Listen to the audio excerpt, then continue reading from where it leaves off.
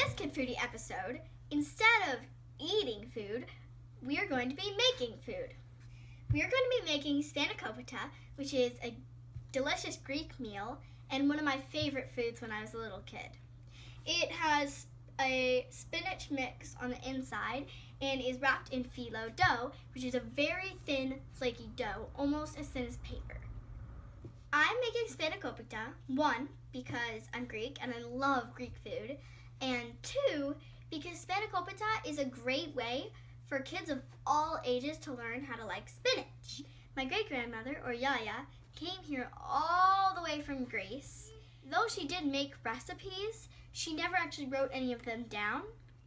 But luckily, my grandfather, her son, wrote down some of her recipes, so we're going to be making Yiayia Spanakopita. Let's talk about spinach. Spinach is notoriously hated by kids all over the world. They even made a comic to show kids that spinach is actually good for you. In the comic, called Popeye, the character, Popeye, was super strong, and he ate a ton of spinach. Though spinach may not give you superpowers like Popeye, it is really healthy for you. Let's go, it's time to cook!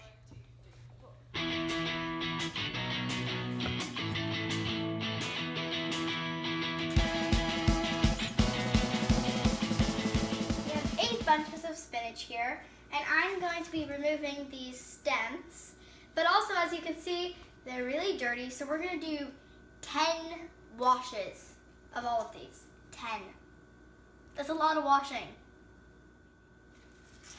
I am ready. Alright, here we are with our huge our sink full of spinach, and you can't really see, but the water is like black. Those were really dirty, and we're still gonna have to clean them 9 more times. So I'm gonna start moving this over here, draining out the dirt, and then moving them back and filling it up again.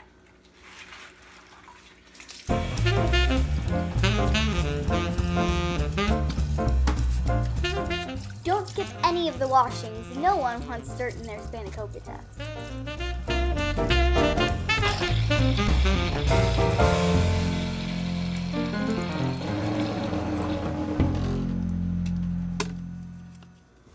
So now that we've washed the spinach multiple times, we are going to saute it.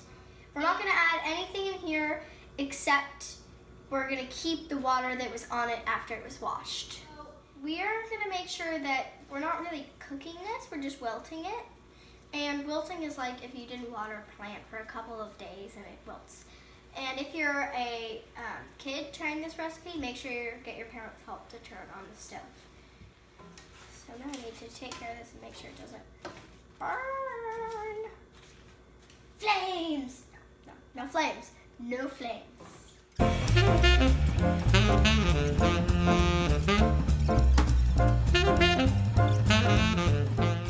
You'll have to saute about 10 to 12 batches.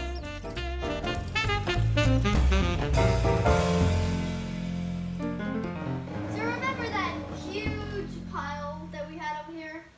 Well, so far, all of that has turned into this. It just went from whoop, and this batch is our last one, and then we're going to drain it and chop it.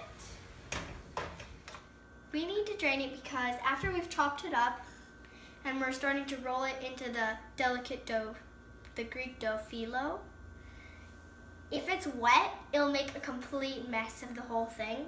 So we have to press out all the water that will go into this clear bowl, and then the colander is in here. Make sure to occasionally empty the colander so the spinach isn't sitting in its own water.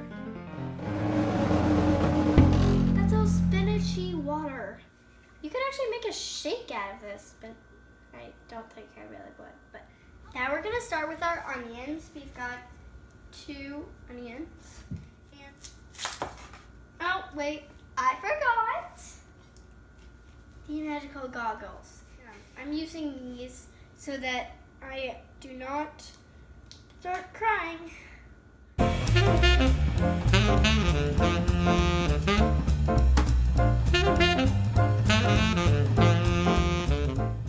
The way I'm cutting the onion here is a crosshatch method.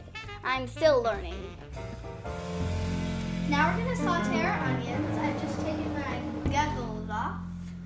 And we're going to put some extra virgin olive oil, otherwise known as EVU, in our saute pan. Just a little bit, just enough to make sure it doesn't stick. Now we're going to pour our onions in. This has been sitting for a while, so it's pretty hot. Ooh. Oh, that's going to be really hard on my eyeballs. That kind of scares me.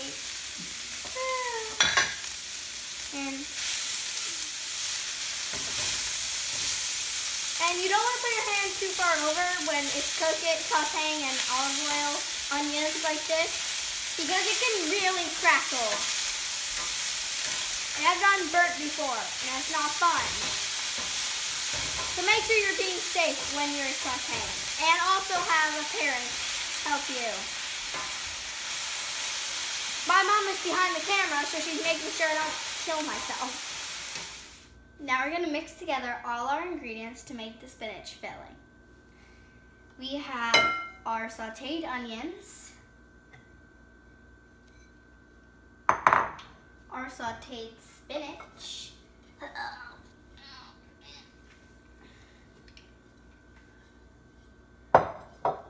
our 4 fresh eggs. Let me crack those.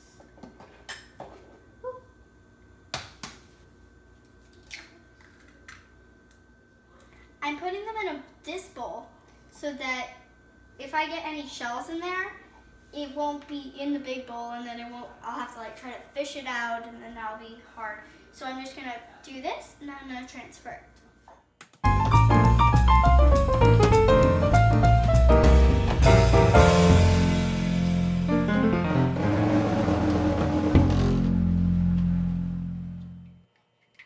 Okay, now I'm gonna pour these in.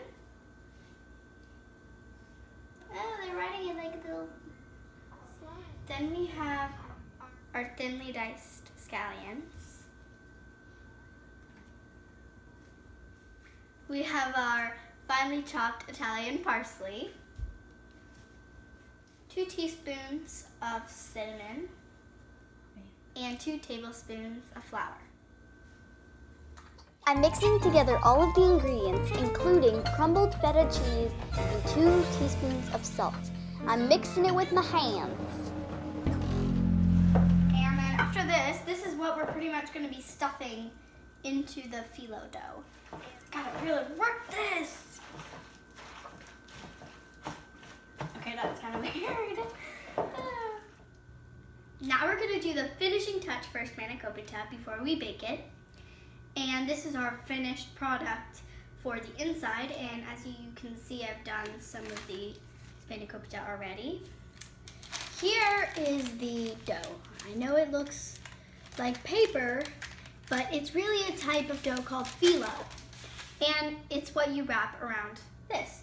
My mom and grandma just taught me how you roll it. So, and these are really delicate. It's like thin paper that will rip if you touch it. Oh, there, it's already ripped. But that's okay, because you can put it together with butter. Butter is the rescuer. Then you have to close this so that it doesn't dry out. So you first fold over the long side about 1/2 inch or 1 inch, and the other side.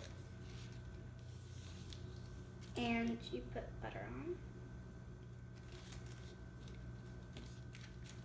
You want to make sure to get enough butter, but not an excessive amount. No. But remember, it doesn't have to be perfect, but it should be pretty good.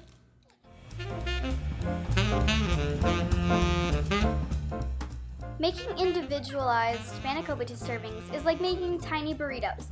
Just fold over the sides to make sure none of our spinach deliciousness comes out, then roll it up, adding butter along the way.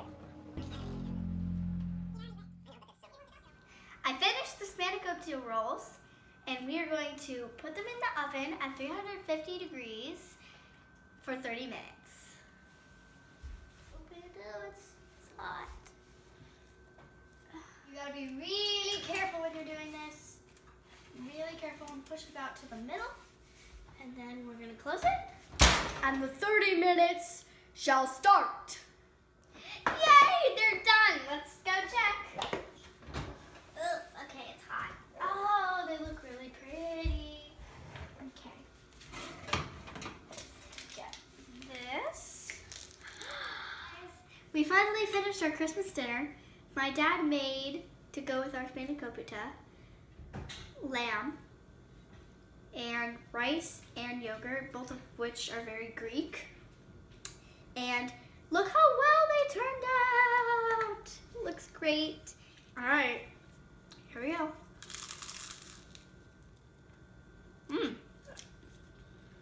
That's good. You can see the spinach on the inside. Yeah, Sue. I want to do a great big thank you to my grandma Dolores, my dad, and my mom for helping me make some really great Spanakopita. Love you, Grandma. I'd like to do a huge Kid Foodie shout out to Michaela and Evelyn from Menlo Park, and also Maya M from San Jose. Kid Foodie out.